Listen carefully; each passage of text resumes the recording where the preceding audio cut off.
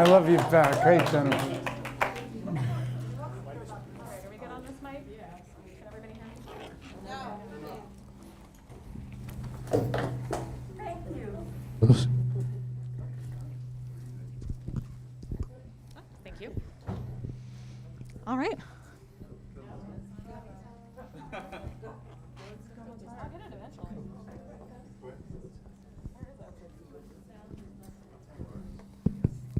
Are we good? Is that better? Yes. Okay, great. So good evening, everyone. Thank you for coming. We are thrilled to be hosting Congressman Jamie Raskin here tonight.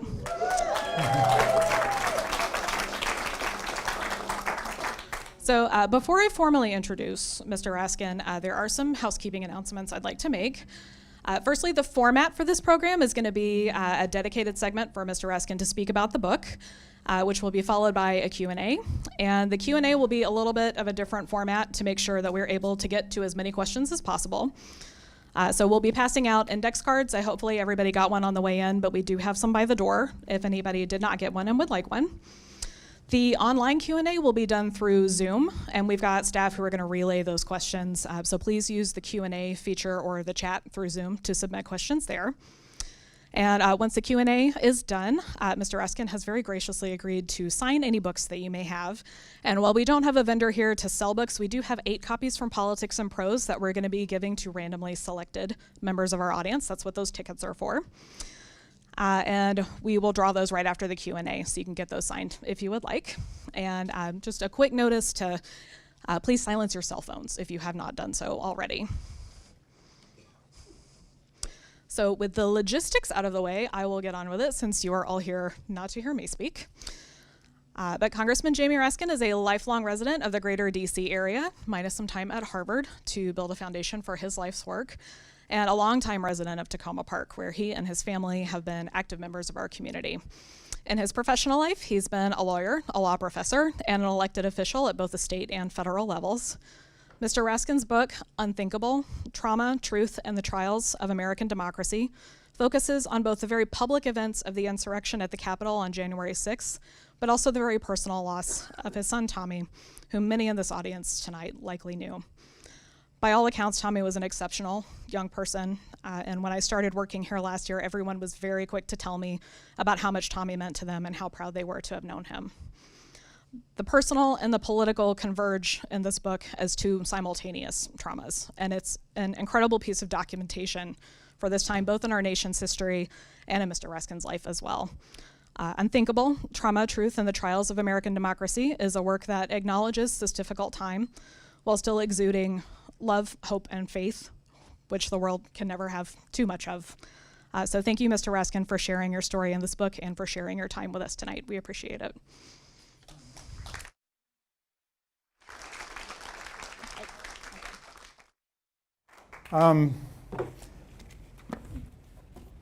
Well, thank you, Jessica. Thank you all for coming out on this rainy night, as if you had not heard me speak enough over the last 20 years or whatever it is. I appreciate all of your being here, and I'm thrilled to be doing this with my favorite library. So, and I get the Library of Congress at work, but still Tacoma Park's my favorite. And this is the very least that I could do, given all of the overdue fines we've owed you over the years, Sarah and me and Hannah and Tommy, Tabitha. And I should say Sarah Bloom Raskin is here tonight too. And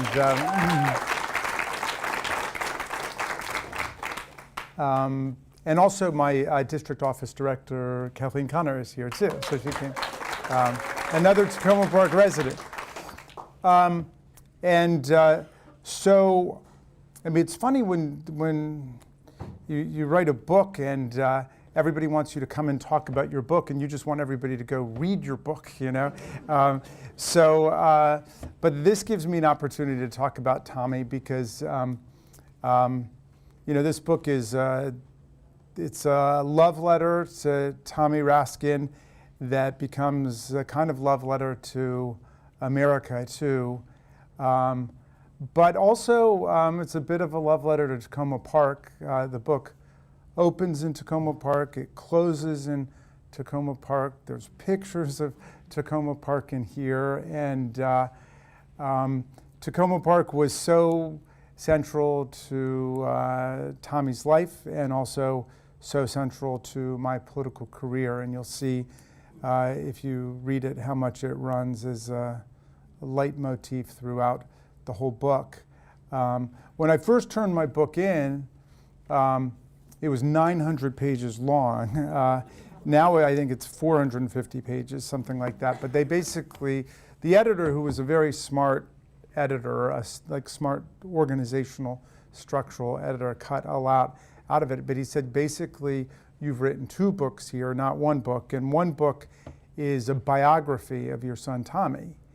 And 1 book is about this 50-day period that begins with the loss of Tommy on the last day of 2020, December 31, 2020, and then goes through Valentine's Day.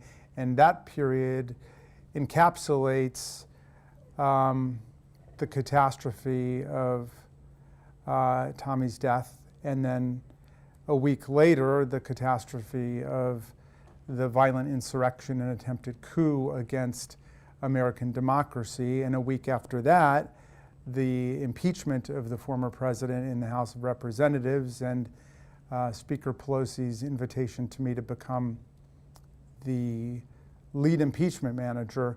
And then the final few weeks are just preparing for the trial, and then the trial in the Senate. And so it's that 50-day period. But anyway, he said to me, so you've written 2 books here, and the second book is the book we wanted you to write, and it's pretty much ready to go. But the first book, you know, and he understood what an emotional thing it would be for me to hear this, but he said, you know, we don't need kindergarten and first grade and second grade and third grade and fourth grade. And I saw what he meant. I was afraid that Tommy wouldn't come through in that other book, you know, but people tell me that he does, and that people really capture the sense of him in reading about it. But you know, we have lots of other ways that we're honoring Tommy and keeping his memory and his spirit alive, and we're hoping also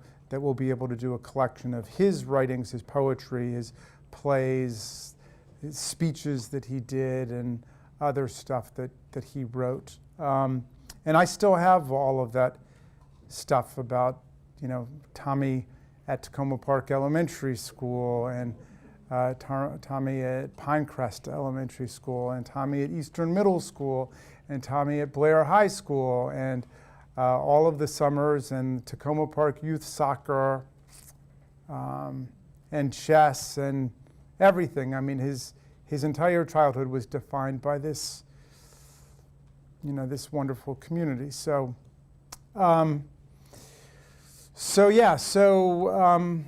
the book tells these 2 stories together. Originally, people were saying, you know, how do these 2 things relate or interact? But after people read the book, nobody asks me that, because it's the story of our lives and what took place then, and everything was completely interwoven. And an important ingredient in all of it was COVID-19 and this pall that was cast over the whole country, over every community in the country. And it was a profoundly isolating, demoralizing experience for all of the young people. And Tommy had come back to be home with us here when they shut down Harvard Law School, where he was a second-year student.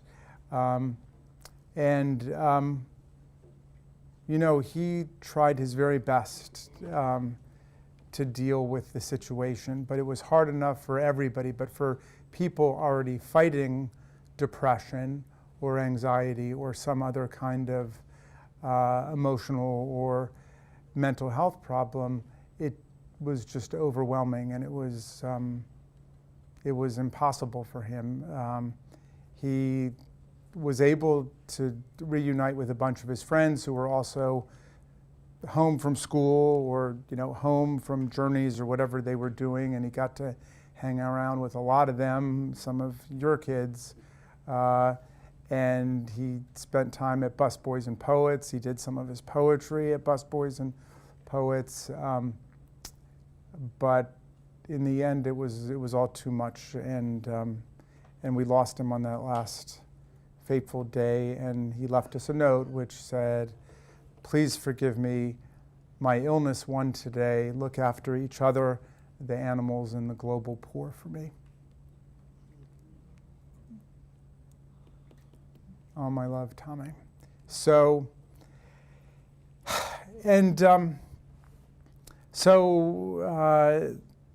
week later, I had to go back to work. It was the first Wednesday of the first week following a presidential election, and the 12th Amendment says that's when Congress meets in joint session in order to count electoral college votes. Tabitha, our youngest, was urging me not to go in. We had a bunch of family here. Several people were urging me not to go in, but I said, I mean, it's in the Constitution. I've got to go in. And Speaker Pelosi had asked me to prepare a set of answers to the anticipated objections to the receipt of electoral college votes from Arizona, Georgia, Pennsylvania, a handful of other states. And so I had a specific role. Also, because of COVID-19, people were just coming down with it and then couldn't show up. And we needed every vote in order to make sure that we held the majority. And we just had a 5-vote majority, and people were getting sick. And well, you guys remember what it was like. It was just a very dark, hard period. And Tabitha and our son-in-law, Hank, who's married to our oldest, to Hannah, they eloped the summer before, the summer of 2020, in one of those Elvis Presley weddings in Nevada. That's a different story, okay? But anyway, they had said, well, is everything going to be okay down at the Capitol? And I had a very specific image that flashed in my mind, which was from June 2nd, 2020. And that was the day after Donald Trump and Bill Barr had unleashed a police riot in Lafayette Square against Black Lives Matter. And a lot of my constituents, a lot of high school and college kids who were back home during that period and were down there and were in the path of the stampeding horses and the mace, the tear gas, and the billy clubs and everything. And so, but the very next day, Black Lives Matter called for a protest at the Capitol. And when I arrived at work, there was a huge phalanx of National Guardsmen and women with bayonets and guns. And I just had this image in mind. Of course, I had been out of it just because, we were all just drowning in grief at that point. But I just assumed that we would have, if the National Guardsmen were there for Black Lives Matter, they would be there for the Proud Boys and the Oath Keepers, right? And I said, no, we'll be safe, we'll be inside. And that was really the only time we talked about the security inside, because it had never occurred to me that there would actually be an invasion of the Capitol, because we always assumed if a single person somehow escaped the metal detectors and the security screening to get in the building and ran into the building, they would be shot on sight, because that person could have a gun or a weapon or whatever. So much less did it ever occur to me that hundreds of people would be able somehow to enter the Capitol. So anyway, that was yet another of the many things I condemn myself for and prosecute myself for in the wake of these horrific events. I told them that it would be fine, and it obviously wasn't fine. So Tabitha and Hank were down there, and they came and they watched my speeches from the floor, and then they went back to Steny Hoyer's side office right off of the House chamber. And that was the moment when we began to get reports that there was chaos outside of the Capitol. And I got a text from a friend saying, "Are you okay?" I said, "Of course, why, what do you mean?" And then people started sending around pictures. I got the photo of the guy who looked like a rebel from the Civil War carrying a Confederate battle flag, who was 500 yards away from us in Statuary Hall. And I went and I crossed the aisle and I went over and I showed Liz Cheney and I said, Liz, look, it looks like we're under new management here. And she just shook her head and she said, what have they done? And then it started to get really crazy because we started hearing the chanting, we want Trump, hang Mike Pence. The speaker was escorted out with the minority leader, Steny Hoyer. They were escorted out. Jim McGovern from Massachusetts took the dais. And Speaker Pelosi didn't know what was going on. She left her phone there. She didn't realize she was being escorted out for a while. Then we started hearing this terrible barreling sound, somebody trying to barrel their way in from the central door into the chamber. And of course, I started thinking about Tabitha and Hank and my chief of staff, Julie Tagan, who were in Steny Hoyer's office. And a number of members moved towards the door to see if we could help reinforce it. Then these guards came in with their guns drawn, and they went to the door. And then somebody got up and said, everybody take out your gas masks. We didn't know we had gas masks, okay, but under the seats there were gas masks, but nobody knew how to work them. And then we had colleagues who were up in the gallery because at least on the Democratic side, we were spaced one member, two seats, one member, two seats because of COVID-19. They weren't doing that on the GOP side, so they were all together, but we had sent all these Democrats up into the chamber, and they were really freaking out because they were thinking what a lot of people were thinking, which is if there are people who've entered the House without going through security screening, which was being reported and people were getting that message on the phone, then somebody could have an AR-15, because that's the way a lot of these things end. As you know, we've all lived through that there's been a breach in security. So everybody started taking off their little pins that get us into the building. And they also began to try to move from the Democratic side of the gallery over to the Republican side of the gallery, thinking they might be safer over on that side of the gallery.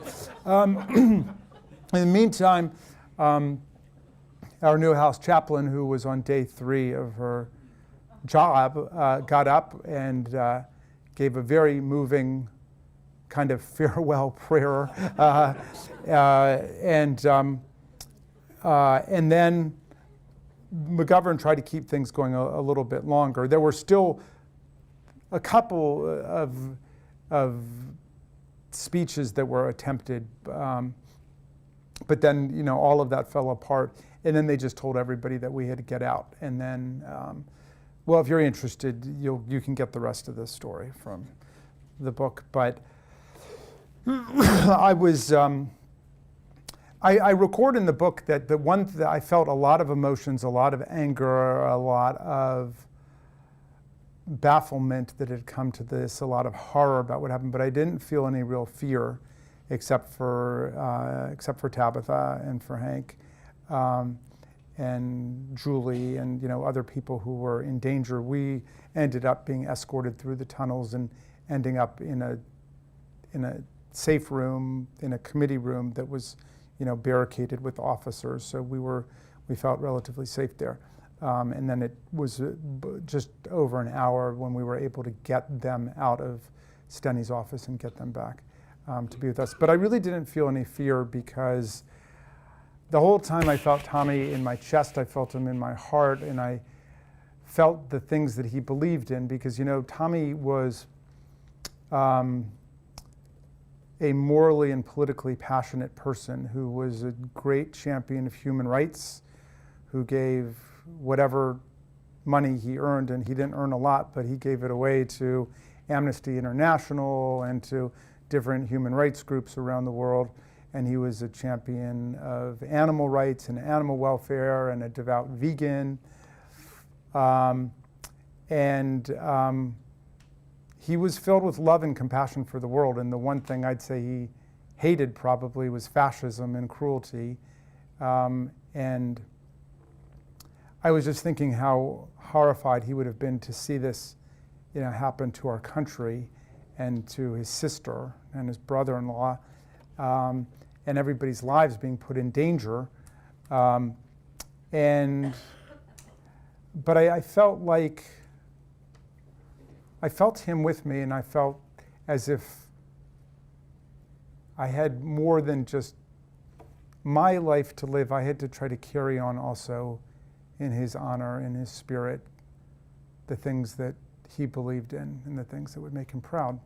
And so, the rest of the book, I tell the story about the impeachment trial, where, unlike with the January 6th committee, we didn't have any fact-finding. We weren't able to call witnesses and have cross-examination and get evidence. We had a few weeks to get ready based on the public record, but because the charge against Donald Trump was incitement to insurrection against the Union, we could make the entire case perfectly on his actions and inactions, on his speeches and on his rhetoric, inciting and inflaming a mob to attack the Capitol, to attack the Vice President, to attack the Congress.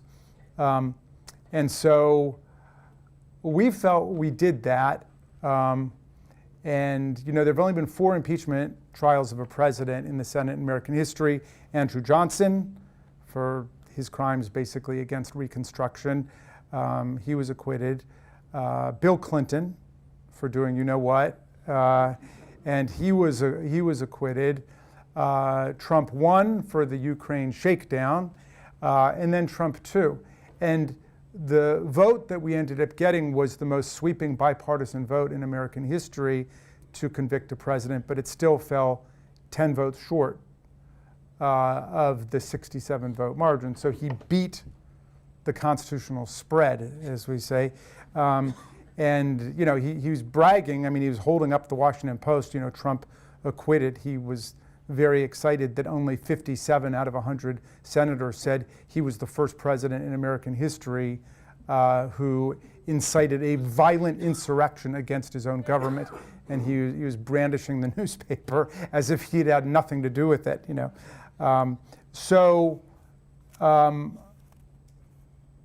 I tell the story of, all of the complicated questions we had to deal with factually and legally and politically along the way, and what it was like being over there. The members of the House are not allowed in the Senate except if we're impeaching somebody. That's why we keep impeaching him. And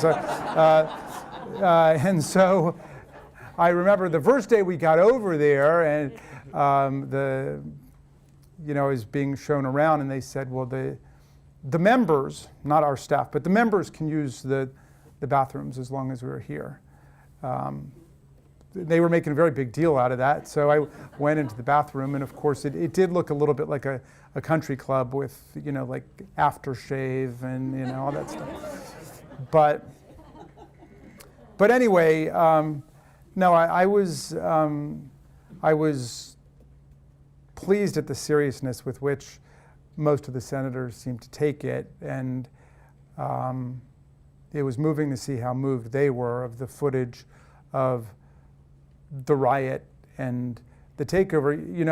Most members on the House side and the Senate side were not remotely aware of what was taking place out there. We didn't see until later, when we watched on TV, police officers being hit over the head with American flags and Confederate battle flags and speared with Trump flags. And we had no idea about the full magnitude of the bloody violence that was taking place. And more than 150 of our officers, many of them my constituents, were wounded, injured in battle, and ended up with broken jaws, broken necks, lost fingers, broken toes, feet, concussions, contusions, traumatic brain injuries, post-traumatic stress syndrome. I've got constituents who still are going to physical therapy and rehab 2 or 3 times a week, and mental therapy to deal with the wounds of this savage attack on our government, on our officers. So when Senator McConnell got up when it was all over and made a speech in which he essentially said that the House impeachment managers had made their case overwhelmingly, and we heard this from a number of the Republican senators, and he had no doubt that Donald Trump was factually and uniquely and morally and ethically responsible, but the Senate did not have jurisdiction to hear the trial. I was amazed and appalled because that was a legal question that we dealt with on the very first day of trial, where Trump made the argument that many impeached federal officers had made before him, which is you can't impeach someone who's already left office because they quickly resign or for whatever reason they're out. And the Senate has always rejected that argument, saying that we would never impeach and convict anyone because they would just resign before they could be impeached or resign before they could be tried. And the Belknap decision by the Senate after the Civil War dealt with this in exhaustive detail, not in 2 hours of debate, which was what we had about it, but 2 weeks of debate. They considered this and they rejected that argument. And then the Senate proceeded to vote rejecting that argument 56-44 on the first day. And yet Mitch McConnell went back to that argument, which is like in a criminal prosecution, if somebody moves to suppress existence of a gun because they say it was seized in violation of the Fourth Amendment, and if the court rejects it, then it's supposed to be a settled issue within the case. That's the law of the case. And then you decide on the facts. To go back to that is jury nullification. And that's basically what McConnell and other Republican senators did, because they were saying, well, there was no jurisdiction to hear the case. They weren't going to mess with us on the facts. They weren't going to say Donald Trump didn't do it. They weren't going to say he didn't incite an insurrection by saying you got to fight like hell, and if you don't fight like hell, you're not going to have a government anymore.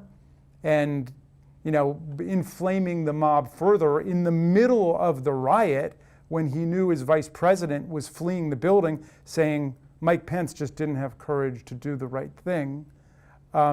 Nobody was going to defend him on that, but they were going to assert that the Senate itself did not have jurisdiction to try an impeachment, even though Article 1 of the Constitution says the Senate has the power to try all impeachments. This was clearly an impeachment.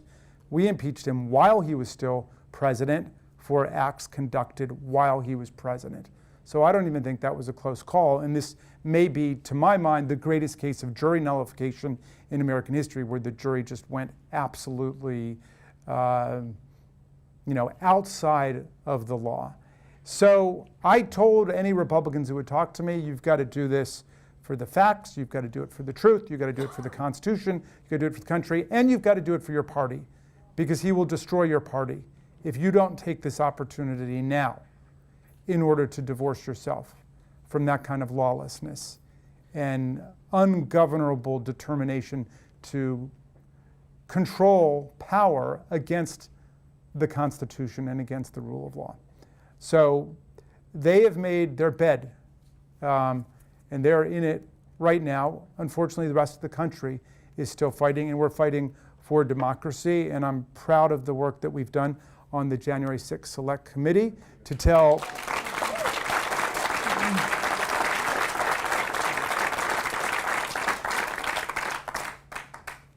to tell the details of how all of this happened. I mean, it's one thing to know in general that there was an attempted coup and there was an insurrection. It's another thing to see the President of the United States and his subordinates planning it and executing it and inciting it, and having, Michael Flynn and Roger Stone, the Flintstones, I call them, organizing domestic violent extremist groups and mobilizing the most dangerous forces in the country to take up arms against the government in order to overthrow the presidential election, which was decided, by the way, by more than 7 million votes. It wasn't like it was a close thing. And 306 to 232 in the Electoral College, which was the same margin that Trump had defeated Hillary by in 2016, which he called an absolute landslide. So we've documented that, and we've pierced the sound barrier by having real live witnesses come in to explain it and to discuss it. But you know, what would I tell my son today? We're still in the thick of the fight. We're in the middle of it still. Because Trump is still very much at large.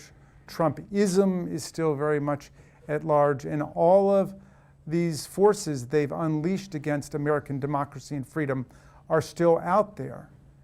And the political scientists tell us that the characteristics of a fascist authoritarian party are a cult of personality around a charismatic figure who tells everybody what to think, a refusal to accept the results of democratic elections when it doesn't go their way, and then an embrace of political violence or a refusal to disavow political violence. Well, you know, you match it up there, which is why, you know, I'm proud of my party with all of our flaws and all of our imperfections, and nobody needs to lecture me tonight about the fact that we don't have a message and we need a messenger and all that stuff. You know, with all of that, we are the party of democracy in America, and a high burden of hope is on us to rescue American democracy from these forces of authoritarianism. And it's not just in America, it's all over the world. All of the autocrats and the kleptocrats and the theocrats and the dictators and the bullies and the tyrants.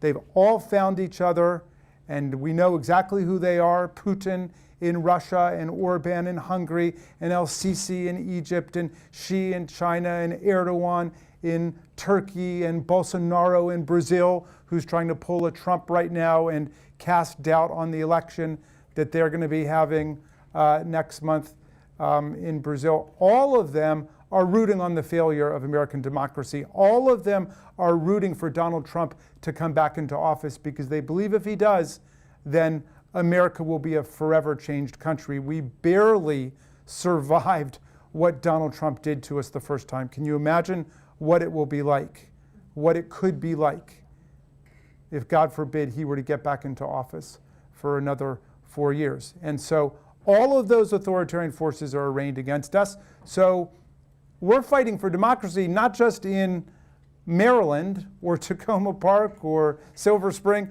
We're not just fighting for democracy in America, we're fighting for democracy and human rights all over the world. And so wherever I go, and I've been doing a lot of campaigning over the last several weeks, I invoke Tommy's namesake, Tom Paine, the great Tom Paine, who, you know, got over here in 1774, 2 years before the Revolution, 2 years before he wrote Common Sense, 2 years before Jefferson wrote the Declaration of Independence. And Paine fell in love with the promise of America. He fell in love with it. And he knew that America was not perfect. He was an abolitionist and created the first abolitionist society in America. He was a feminist who was demanding the right for women to vote back then.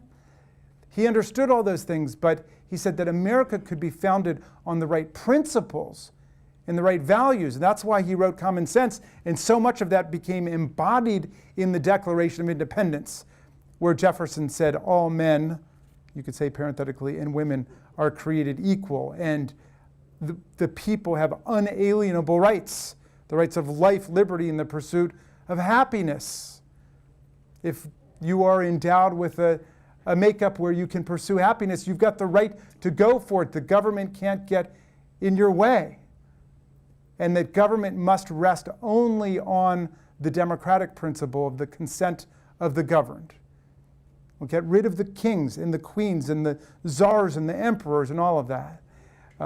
So anyway, I've been talking a lot about Paine, and I've been quoting Paine, who wrote a beautiful pamphlet in 1776 called The Crisis, at a time when the revolutionary forces were gathering and picking up momentum but people were scared and didn't know what was going to happen. And still they say a third of the country said you can't beat the kings and queens and let's stick with them.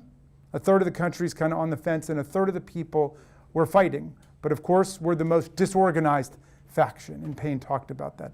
And everybody's running around saying, what's our message and who's the messenger and all that. So Paine wrote this pamphlet, and the pamphlet, and I'm going to update the language because Speaker Pelosi makes me do that. And she says Paine would not mind because he was a feminist, and indeed he was.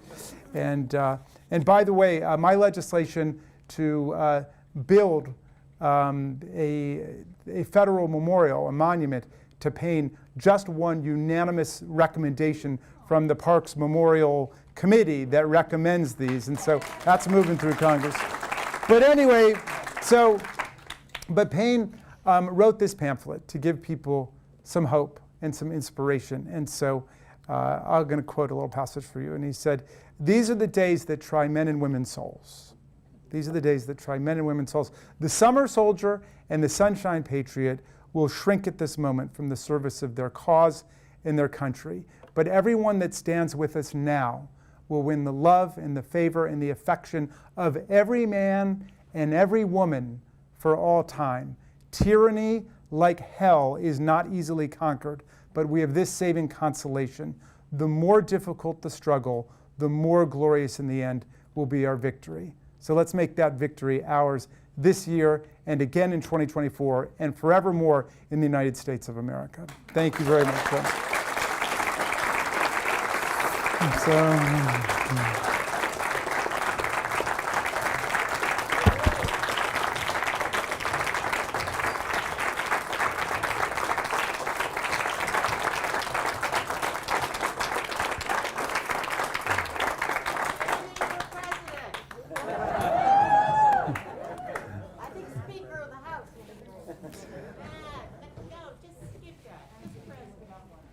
Did everybody get an index card? All right. We're going to gather index cards so we can do the Q&A. We're going to walk around and do those now. Yeah. All right. Anybody have cards? I'll come back around.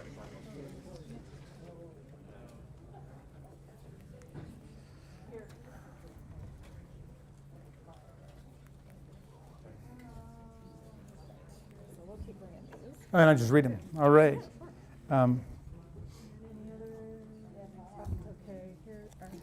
The first question is, how do you and like-minded members speak to election deniers and Trump defenders in the House and the Senate? And the answer there would be very carefully. I've ordered every book I can find about religious cults and deprogrammers and deprogramming, and it's really interesting. How do you get somebody out of a cult? Because they've turned Lincoln's party, which when it was created was the greatest political party ever founded. It was founded on principles of anti-slavery and against the know-nothings, against immigrant bashing. But they've turned Lincoln's party into a cult of personality where you basically have to abandon your critical thinking skills on the way in. And I've told my colleagues, when this whole period is over and we get through it, and we're going to get through it, you guys are going to be fit only for selling flowers and incense at Dulles Airport and sleeping on the floor of a basement, So but what these books tell me is that there's two things that you deal with people who have adopted a cultish way of thinking and an authoritarian personality. One is you've got to be absolutely emphatic and strong about what's true and what's not true, what are facts and what are lies. And then somewhat in tension with that, you also have to show a lot of affection and care and concern. Because if you're just hostile to them, you dig them deeper into their position. So you have to show them that we still consider them fellow citizens, neighbors, members of our family, whatever it might be, and show them concern. You want them back. And that's the way I feel. Because I have colleagues who I really feel like that. We want them back. Aside from yourself and your allies in the House, could you please name a few specific individuals that you consider key defenders of American democracy at this time, and what can we do to support their efforts? Oh, wow. That's a nice question. Well, everybody, I assume, is reading Heather Cox Richardson, the historian. She's awesome. She's a real defender of democracy. You know, a lot of the journalists are just standing so strong. A lot of the scientists have been standing so strong. You know, the great thing about democracy is that you can stand up for it wherever you are. You can stand up for the values of democracy and of freedom, by the way. You know, Lincoln said that democracy is like the beautiful silver platter upon which the golden apple of freedom rests. And democracy and freedom are both under attack today. You know, the Trumpified Supreme Court just overturned a half century of precedent upholding women's right to make decisions about their own health care. So women's health care has got to remain in the hands of women and belongs to women. And so we got to defend democracy and freedom at the same time. So I like very much the professor at Yale, Tim Snyder, you know, who wrote the book on tyranny when it all started. And of course, my friend, Professor Larry Tribe, Sarah and I met in his constitutional law class long ago. So I'm very grateful to him for many reasons. He's been hanging tough, and he is out there, and he's determined that American constitutional democracy will survive. This is from Lori Kelly. Thank you, Lori. Do you think Tommy's close involvement with the animal rights organization contributed to his depression with anxiety for animal welfare? And I'm not quite sure. I don't think so. You know, I know that he was, Tommy was someone who felt very deeply the pain of others, very deeply, and not just human pain, but also the pain and the suffering of animals. So perhaps that aggravated things. But Tommy, I mean, he had clinical depression, and you know, the darkness of the times didn't help, and I think brought everybody down from wherever they were. But you know, he was in a real struggle, and he knew it. Tommy used to tell this story that he learned from my dad about a professor of philosophy at Columbia, whose name was Sidney Morgenbesser, and the philosophy department had a guest lecture from the famed anti-psychiatry crusader Thomas Szasz. And Thomas Szasz was there, and he gave like an hour-long speech whose basic point was that mental illness is not real. And so he comes to the conclusion of his remarks, and he said, you know, and therefore we can say that, you know, mental illness is just purely a social construct and a projection of cultural and social anxieties about certain kinds of behavior. And so there's like polite applause, and then Sidney Morgenbesser stood up and he called on him, and Morgenbesser said, Professor Szasz, let me see if I got this right. Are you basically saying this mental illness thing is all in our heads? You know, Tommy told that because it was, you know, his way of saying this is not imaginary. I mean, the people who are going through it are going through something very terrible and painful and real, and he knew it. And so, yeah, I mean, we've resisted any effort to, you know, to blame this on any particular political problem or cause. I mean, he clearly was struggling. Yeah. Let's see. What are the top 2 things that we in Tacoma Park should do to help defeat Trump in 2024? Well, let's see. That's a good question. I'll come back to that. Let me come back to that. Let's see. What's worse, Trump or that so many Americans support him unequivocally? You know, I would say that's an interesting question. I mean, is it Trump or Trumpism? Is it Trump reflecting some really sinister reactionary developments in different places? And I guess I would say it's very hard to disentangle. You know, Alexander Hamilton, in the very first Federalist paper, warned that a crucial threat to constitutional democracy in America would be leaders who begin as demagogues and incite negative emotions in the crowd and then end as tyrants, destroying the liberties of the people. And that was a cycle that the founders understood very well. And so, yeah, it would be nice to think that Trump was just, somebody who landed here like a Martian and had nothing to do with our society or culture, but we'd be flattering ourselves and we'd be deceiving ourselves. He was involved in a lot of racist real estate exploitation for a long time, and a lot of political corruption, and a lot of sexual assault and sexual harassment and so on. Trump grew out of a particular political milieu and an environment where people with enough money and enough lawyers and enough brazenness could get away with whatever they want. I hope he has met his match in Benny Thompson and Liz Cheney and the rest of us on the January 6th Select Committee. So, how many more hearings do you expect to have? We don't know for sure. We will know, I think, this week, but certainly a couple more hearings where we tie up loose ends in the investigation and where we talk about continuing threats to constitutional democracy in America. And then I assume and hope that that we'll have one that deals with all of our recommendations, because House Resolution 503 says we've got to examine and report on what happened on January 6th, why did it happen, and then what do we do to fortify ourselves against coups and insurrections and political violence and electoral sabotage in the future.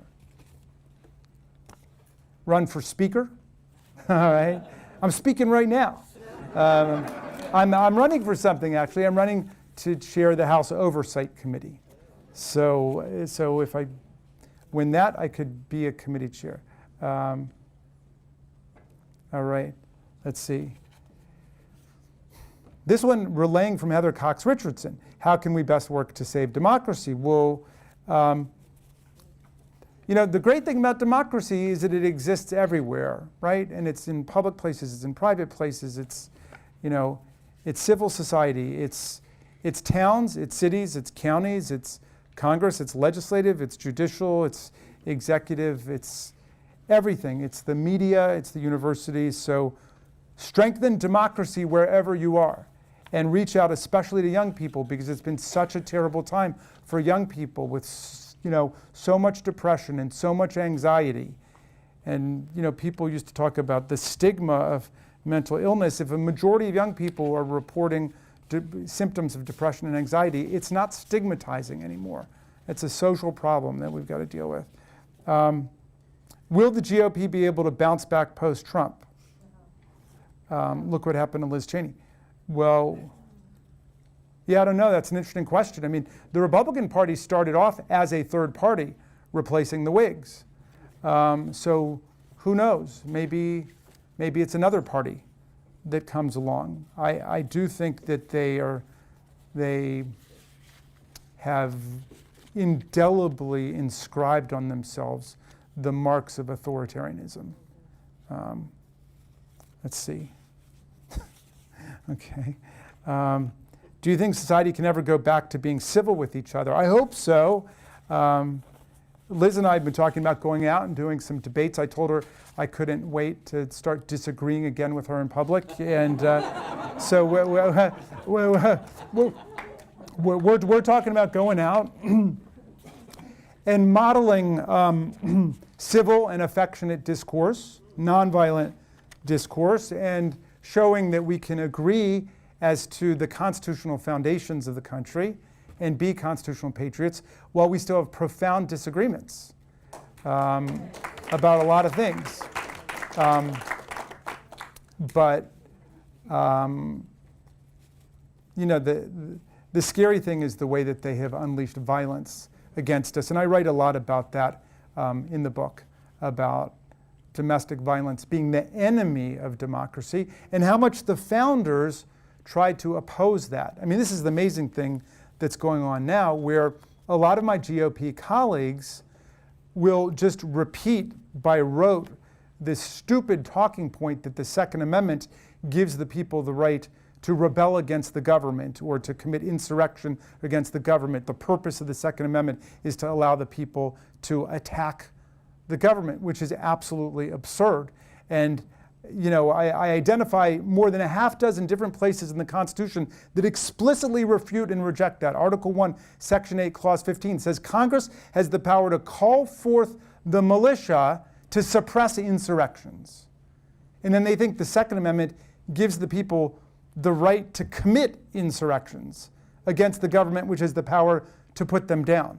They think the militia is something you use against the government, not that the government can use against domestic violence and to protect the Republican form of government. The Republican Guarantee Clause says Congress shall guarantee to the people of the states a Republican form of government and to assist the states in repelling invasion and putting down domestic violence. The Treason Clause says that treason is the only time that a crime is defined in the Constitution. The Treason Clause says that treason is defined as levying arms against the United States or adhering to their enemies. Well, what is levying arms against the United States if not committing a violent insurrection? I'll do one more. This is an important one. Section 3 of the 14th Amendment says, if you've ever sworn an oath to uphold and defend the Constitution of the United States as an elected official, and you betray the oath by engaging in insurrection or rebellion, you should never be allowed to hold federal office again. Let's not forget that. So then they are now retroactively trying to rehabilitate the insurrectionists, who they call political prisoners, who Donald Trump says he wants to pardon when he gets back into office, by saying that, well, they were just acting on their insurrectionary rights under the Second Amendment, which doesn't exist. I mean, what government ever gave in their Constitution the people the power to overthrow the government? It just doesn't make any sense. And when I challenge them on this, they cite two things to me. One is Patrick Henry, give me liberty or give me death, which I find very amusing because Patrick Henry was an anti-federalist who voted against the Constitution. So we're going to turn to him to tell us what the Constitution means. I mean, why don't we ask Jefferson Davis to interpret the 14th Amendment? You know, so then they cite the Declaration of Independence. This is a little more interesting. You know, when in the course of human events, after a long train of abuses and usurpations, then one people can dissolve the bands of unity that hold them to another. All that is exactly right, totally right, except it has nothing to do with the Constitution, because the right to overthrow a tyrannical oppressor, the framers thought, is a natural law right, which all people have as a matter of natural law. They weren't citing the Magna Carta or the British Constitution to try to overthrow the British. They were just saying, you are in offense of our natural law rights. So if they really think their rights were violated, I don't know how, but if they think their rights are violated, fine. You can go and try to have a violent revolution. But if we stop you, and the Capitol officers did stop you, you're going to jail under our rule of law and under our Constitution. You want to overthrow the government of the United States, you do that on your own time.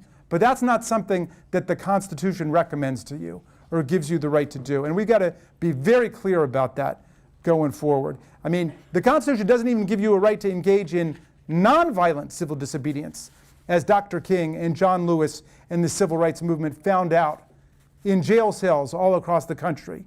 People spent years and years in jail, in prison, protesting nonviolently.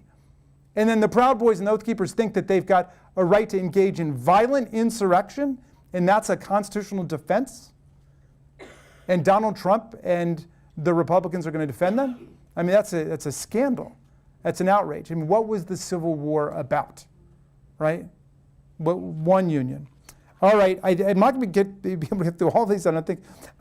Let's see. How do you maintain, this is a good question. How do you maintain your composure when you have to interact with Matt Gaetz, Jim Jordan, Marjorie Taylor Greene? I've heard some people on the Hill call her perjury traitor queen. How do you maintain your composure? Well, I'll tell you, I tell you a story that, because the one thing that really gets on my nerves is when they cannot pronounce the name of our party correctly in its adjectival form, okay? So that they will say, well, that Democrat congresswoman with that Democrat bill and her Democrat amendment. And so for so long, I tried like a gentleman to explain to them, when it's an adjective, you say the Democratic congresswoman, the Democratic bill, and then when it's a noun, you say Democrat, but they still do it. They're trying to get under my skin, and they do. So then, in response, I said, this was immature. I think Sarah reproved me for it, but I said, you know what? You have this self-appointed political speech impediment, and it's contagious.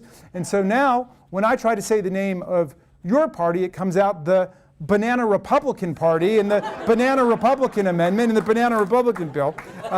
That is immature. But I was reading a book that I loved about Franklin D. Roosevelt called Traitor to His Class, which is an amazing book. You got to check it out. But I learned something really interesting because there's a lot about Roosevelt's rhetoric and his oratory in there. And do you know what he called our party, or I should say my party? You know what he called the Democratic Party? He didn't call it the Democratic Party. He called it the democracy. So he would say, well, the royalists and the plutocrats say you invest in the very wealthiest precincts of society and some of the wealth will drip down on everybody else. But the democracy says you invest in the vast working majority and everybody will rise and prosper together.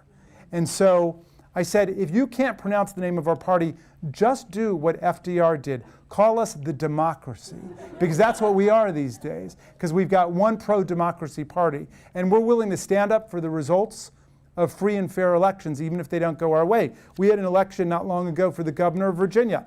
That was depressing to us. He went around the state, he lied about critical race theory and all these things, and he won the election. But you know what we didn't do? We didn't go and storm the state capitol in Richmond, Virginia, and beat up a lot of police officers and put them in the hospital and get people killed.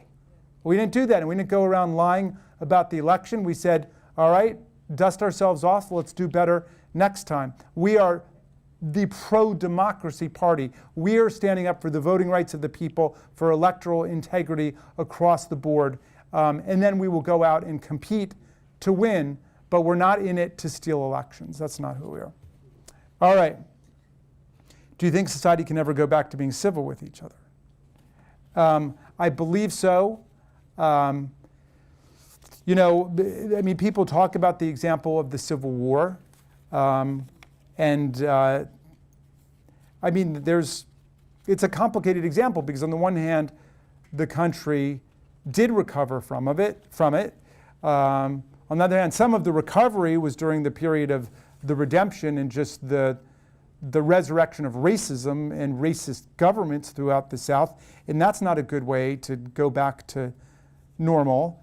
Gary Wills has said that American politics today is the South's punishment of the Union for winning the Civil War. In other words, the reason we still have these constant extremist movements is precisely because of the continuing recrimination and bitterness about the Union winning the Civil War. And you can still hear people trashing Abraham Lincoln today. So I don't know if we're going to go back to something before, but I will tell you this. The vast majority of the American people are on the side of democracy. We are not a racist country. We are not an anti-Semitic country. We are not a misogynistic country. We are not an immigrant-bashing country. And Hillary beat him by 3 million votes in 2016. Joe Biden beat him by 7.5 million votes in 2020. The young people are registering Democratic, over 2-1 over Republican. What they've got is a bag of tricks, anti-democratic mechanisms, the gerrymandering of state and federal districts, voter suppression tactics, eliminate weekend voting, eliminate early voting, eliminate mail-in balloting. They've got the filibuster to knock down voting rights legislation like the John Lewis Voting Rights Act to correct the damage that was inflicted by the Supreme Court in Shelby County versus Holder, like the For the People Act, which would eliminate gerrymandering. And then of course they've got some things that are built in the Constitution still, like the Electoral College, which has given us 5 popular vote losers as President of the United States in our history, twice in this century, in 2000 and in 2016. So isn't it time that we start electing the president the way we elect governors and senators and representatives and mayors and everybody else? Whoever gets the most votes wins. We spend hundreds of millions of dollars every year exporting American democracy and elections to foreign countries that are writing constitutions and so on. One thing they never come back to us with is, we really love that electoral college thing you got going on. We think we'll import that to our country. Jefferson was the one who said, you've got to keep updating and renovating your Constitution. We do. And he deplored the sanctimonious reverence with which some people idolize the founding generation as if they had more wisdom than everybody else. And he said, they're no smarter than other generations of Americans who have more experience than they do. So we shouldn't be frozen, by some kind of ancestor worship there. I'm getting all kinds of questions about this and that. Let's see. Let's see. When do we have to stop, Jessica? In like 5 minutes? All right. You know what? All right. So I got all these. When are you going to run for president? Okay. So here's what I want to say about that. All right. I have no bloodlust to run for president of the United States. I am in the Article 1 branch of government, the preeminent branch of government right now, which is Congress. And remember, Congress is in Article 1 for a reason. And if you look at the powers of Congress, they just go on forever to regulate commerce domestically and internationally, to fight pirates, to coin money, we're in charge of the budget, taxes, the whole thing, right? What's the president's job in 4 short paragraphs? And the 4th paragraph is all about how you impeach a president for engaging in treason, bribery, or other crimes and misdemeanors. The president's core job is to take care that the laws be faithfully executed. That's it. And the minute a president forgets that he or she is the servant of the people, that is the moment to evict, eject, reject, prosecute, impeach, convict, and start all over again. Because here the government belongs to the people. And I would do that only if everybody needed me to do that. Then I would do it because I'm a patriot. But I think, we're looking for people who live in like Ohio and Pennsylvania to run for president. Let's see. We can wrap up, okay. Let's see. Oh, geez. What advice would you and Sarah give parents who have kids that are themselves struggling with depression, made worse by all the craziness in the world that we never had to experience? Racial injustice, the murder of George Floyd, climate crisis, COVID-19, insurrection, attempted coup, ignorance, hatred, loss of respect, and so on. And that's really a lot of what my book is about the darkness of the times. The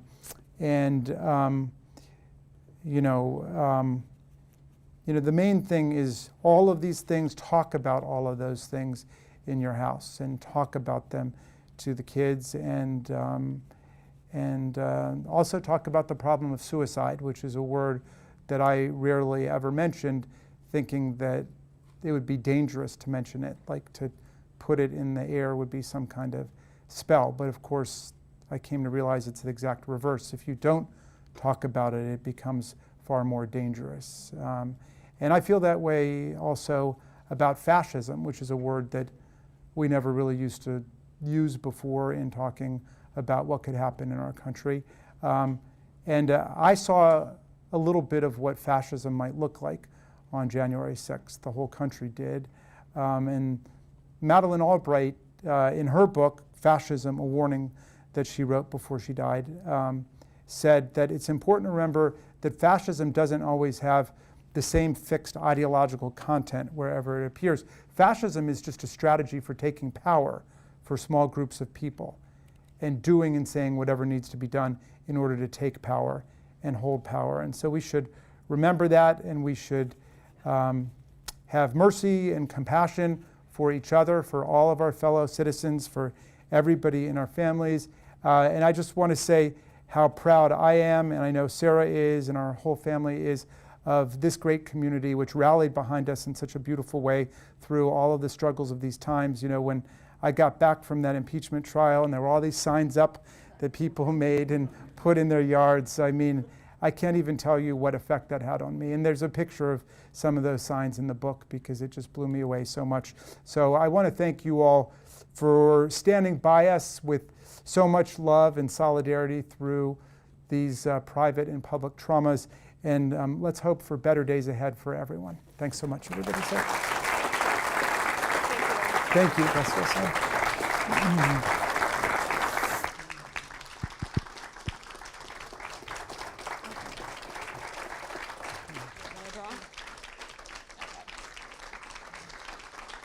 I say we should ask Sarah to pick the... Oh, okay, yeah.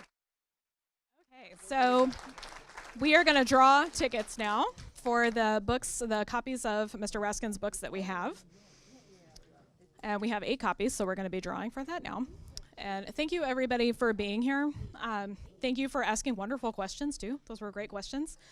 And actually, my final interview here, I just started working here last year, and my final interview was the week after the insurrection. And the entire city was just covered in Jamie Raskin signs, and it was kind of wonderful. It was a great introduction to Tacoma Park to see that support. Okay. We have... Sarah has chosen 8. Do you want to talk? Oh, sure. So I'm going to give you the numbers.